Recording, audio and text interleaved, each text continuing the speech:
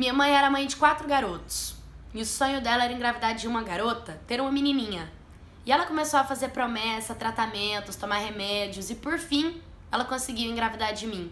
Só que a gravidez dela, além de ter sido uma gravidez de risco, o parto foi muito, muito perigoso. Quase que ela teve que escolher entre a minha vida ou a vida dela. Mas por um milagre de Deus ou pelo poder da oração, nós duas saímos legal da história. O problema é que 2 meses depois que a gente voltou pra casa, minha mãe descobriu que meu pai estava traindo ela e que a mulher dele estava tendo um filho. Ou seja, eu tenho uma diferença de 2 meses da minha irmã, de uma traição. Então eu cresci ouvindo a minha mãe falando que foi a pior época da vida dela. Mas faz parte. Quando eu fiz meus 5 anos de idade, minha mãe apareceu grávida da minha irmãzinha. E pra ela foi a menininha dos sonhos. E eu comecei a perceber que eu não tinha sido a filha que ela tanto queria, que ela fez a promessa, que ela fez... Não era eu, era minha irmã. Ela olhava pra minha irmã com outros olhos. Quando eu completei os meus 7 anos, depois de uns 3 anos, a minha tia, irmã da minha mãe, percebeu que não estava normal o tratamento da minha mãe comigo e acabou me levando pra morar com ela, de pouquinho a pouquinho. Ela me levava pra dormir na casa dela todos os dias, me dava de tudo. Minha tia foi um anjo na minha vida. Só que ela falava pra mim, olha, meu amor, quando você sair da escola, vai pra casa da sua mãe e ajuda ela com a tarefa de casa, né? Ajuda ela a fazer as coisas. E era o que eu fazia. Todo dia eu ia pra casa da minha mãe só esperava eu chegar da escola pra acordar. Ela dormia até meio-dia com a minha irmãzinha, sabe? E eu que fazia tudo. Eu lavava as vasilhas, lavava as roupas, estendia, fazia comida. Sim, criança, eu fazia tudo isso. E meus irmãos brincavam comigo. Eles me chamavam de Cinderela, a Cinderela da casa. E eu até gostava, sabe? O problema foi quando a minha tia decidiu ir embora para os Estados Unidos, sabe? Meu mundo desabou. Eu fiquei muito triste, porque eu ia ter que voltar a morar com a minha mãe. Mas assim, a gente chorou muito e tal, e minha tia me deu tudo. Ela me deu a mala de maquiagens, a coleção de sapatos, as roupas, sério. Eu fui pra escola no outro dia com uma felicidade que eu acho que ninguém tinha nunca visto. Tava muito feliz com tudo. E quando eu cheguei em casa, tinha um monte de gente no meu quarto. E minha mãe tinha chamado todas as amigas dela lá pra casa e doou tudo. Ela doou até os sapatos que já eram meus, sabe? Pra filha de amiga, ela doou minhas coisas tudo. Falou pra mim que não era pra eu ficar, que não era meu, pronto, e acabou. E o meu pai, toda vez que ele ia visitar a gente, geralmente ele ia visitar a gente pela parte da tarde.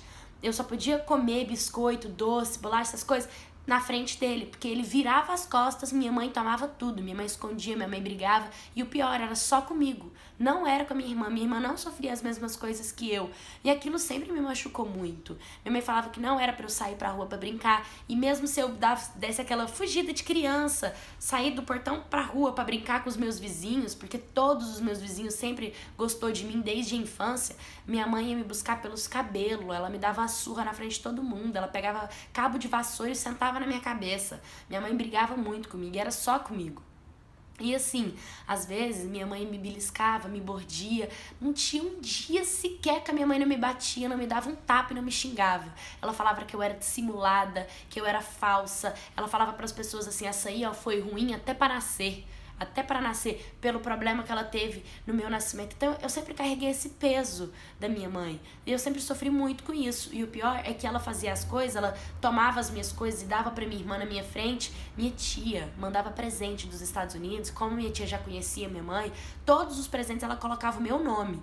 Minha mãe dava tudo pras amigas dela e pra minha irmã, pra minha irmã, pra minha irmã. E ela ainda me obrigava a falar pra minha tia que eu tinha recebido os presentes, senão ela descia o cacete em mim. Eu sempre apanhei muito. E assim, eu apanhava tanto, que os meus vizinhos começaram a perceber que tudo isso era provocação da minha irmã, porque a gente foi crescendo e minha irmã foi aprendendo a me tratar, né, mal, me tratar, fazer as coisas pra apanhar e coisas do tipo. Então eu sempre sofri muito. Já teve vez, assim, de eu apanhar tanto que os meus irmãos sentavam do meu lado e enxugavam minhas lágrimas e choravam junto comigo, porque eles sabiam que, querendo ou não, eles não tinham controle da situação. Teve uma época que eu, com 16 anos de idade, a minha mãe foi me bater, ela me bateu muito, meu irmão entrou no meio pra ela me parar, que senão ela ia me desmaiar, do tanto que ela me bateu, ela me espancou praticamente, sabe? Mas a vida que segue. quando eu fiz meus 17 anos de idade, sim, 17 anos de idade, por mais que eu poderia ser independente, tudo isso, eu ainda vivia na casa da minha mãe, naquela situação. Eu comecei a namorar. E, cara, minha irmã começou a querer me extorquir, sabe? Ela falava que ia falar pra minha mãe um monte de mentira. E a pior parte era que minha mãe acreditava nas mentiras dela e minha mãe me batia. Minha mãe não acreditava em nada que eu contava. Era muito complicado, sabe? Parece que ela não era minha mãe e que eu só vivia ali de intrusa naquela família. E aí teve uma vez que meu irmão mais velho me bateu. Eu, pra ser sincera, nem lembro muito bem o motivo. Eu só sei que ele saiu me arrancando na rua, pelos cabelos, me bateu. A vizinhança ficou muito com raiva. A vizinhança já não gostava mais da minha irmã, sabe? Tinha uma festinha do vizinho, do filho do vizinho. Eles convidavam só eu. Eles falavam, não quero sua irmã, que sua irmã é ruim. E a minha mãe falava, se uma não pode ir, nenhuma vai. E eu não podia ir porque minha irmã não foi convidada. Então, depois que o meu irmão me bateu, a vizinhança chamou a polícia. A polícia chegou, minha mãe começou a falar que eu era culpada, que eu não respeitava ninguém, que eu não respeitava ela, não respeitava minha irmã e que podia me levar pra delegacia. Eles me levaram pra delegacia, me deixaram lá. Eu liguei pro meu pai. Aí eu contei tudo pra ele, porque até então eu nunca tive coragem de contar nada pro meu pai por medo do que poderia vir a acontecer, da minha mãe me bater mais, sabe? De acontecer alguma coisa ruim. E eu fui morar com meu pai. Eu fiquei morando com meu pai só um mês. Percebi que, não sei, não dava certo morar com meu pai. E aí, quando eu fui voltar a morar com minha mãe, quando eu tava chegando na porta de casa, minha mãe tava na porta de casa e ela tava com um presente pra mim, um celular, sabe? Eu fiquei, assim, pasmada, minha mãe me dando um celular. E ela pediu pra voltar a morar em casa.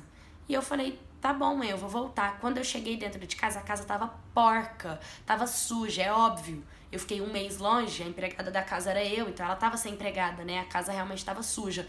Só que minha mãe mudou um pouco o comportamento dela comigo. Ela já não me batia tanto, assim, até porque eu era mais velha, né? Então que minha irmã já também era um pouco mais velha. E teve um dia que eu dei um tapa na minha irmã e a minha mãe viu. E minha irmã foi chorando e falou que eu dei um soco. E aí minha mãe foi e brigou com ela. Começou a perceber um pouco da maldade da minha irmã.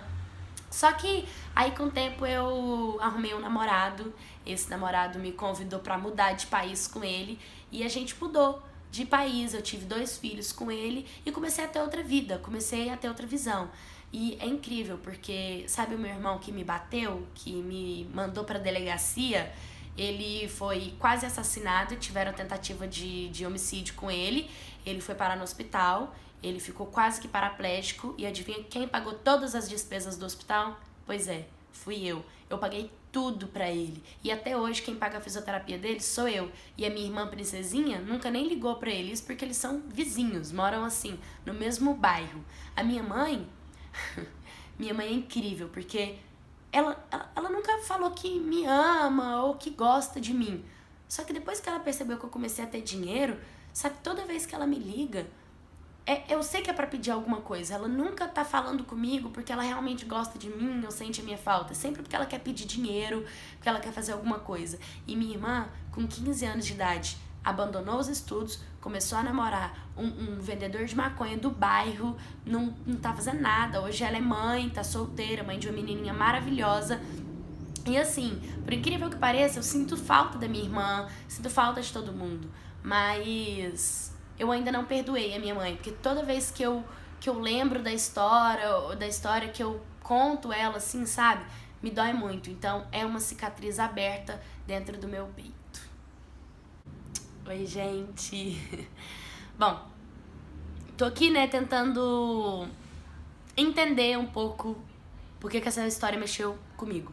Acredito que seja por falar de superação, de perdão, de mundo que dá voltas e uma pessoa que sofreu muito, sofreu crítica, sofreu da mãe, apanhou muito. Hoje é a base da família. Ela que ajuda o irmão, ela que ajuda a mãe, ela que ajuda a irmã, ela que saiu por cima, ela que tem filhos, é bem casada, é bem sucedida. E isso é incrível, gente. Porque na história ela não fala que ela entrou em depressão, ansiedade, ela conta que a cicatriz ainda tá aberta porque realmente dói, né? Ela tem que enxergar essa realidade, que a mãe dela sempre quis ter uma menina e ela veio e o pai dela traiu e acabou trazendo essa época, a época da traição vinculada à época da dor do parto, e ela carregou o peso por muitos anos, né? E carrega um peso até hoje de não acreditar que o amor da mãe é verdadeiro e acredita que o amor da mãe seja por puro interesse financeiro. E um último detalhe que eu esqueci de contar da história é que ela trata os filhos dela com amor incondicional, diferente do que ela recebeu. Então, eu quero dizer pra vocês que se você hoje tem uma mãe que é complicado de lidar, que é complicado, tenha paciência, tenha fé em Deus, acredita que tudo vai melhorar, não muda o seu coração, não deixa de ter um coração bom porque sua mãe tem um coração ruim, ou ela te trata mal, não trata alguém mal, não crie ódio por alguém porque alguém tem ódio de você, porque você sofre isso dentro da sua casa. Então, é isso, vamos refletir aí sobre essa história, gostei muito. Manda a sua também no direct do meu Insta ou pelo Messenger do meu Facebook. Comenta aqui no vídeo o que você achou dessa história. E é isso, curta, comenta, se inscreva no canal. Um beijo e até o próximo vídeo.